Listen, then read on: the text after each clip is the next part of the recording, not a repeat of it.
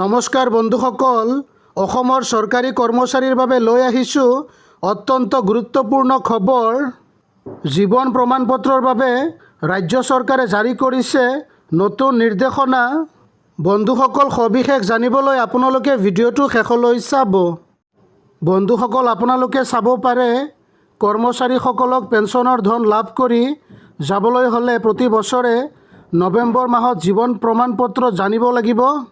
80 বছৰ আৰু তাৰ ওপৰৰ পেঞ্চনাৰসকলৰ সুবিধাৰ বাবে চৰকাৰে 1 অক্টোবৰৰ পৰা জীৱন প্ৰমাণপত্ৰ জমা দিয়াৰ বাবে বিশেষ খিৰিকী মুকলি কৰিছে। উল্লেখ্য যে দুয়ো ক্ষেত্ৰতে অহা বছৰৰ 30 নৱেম্বৰলৈকে জীৱন প্ৰমাণপত্ৰ বৈধ।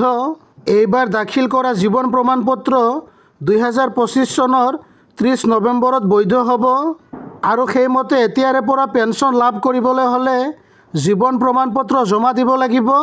আৰু জীৱন প্ৰমাণপত্ৰ জমা দিবলৈ বিশেষ অনলাইন ৱেবছাইট মুকলি কৰিছে ৰাজ্য চৰকাৰে। আপোনালোকৰ যদি এই বিষয় সন্দৰ্ভত কিবা জানিবলগীয়া আছে, আপোনালোকে অনুগ্ৰহ কৰি আমাক কমেণ্ট কৰি জনাব। ৰাজ্যৰ শিক্ষক কৰ্মচাৰী ৰেগুলাৰ আপডেটছ পাবলৈ আপোনালোকে চেনেলটো ছাবস্ক্ৰাইব কৰি ল'ব। We hope this video was informative and helpful. Thanks for watching the video.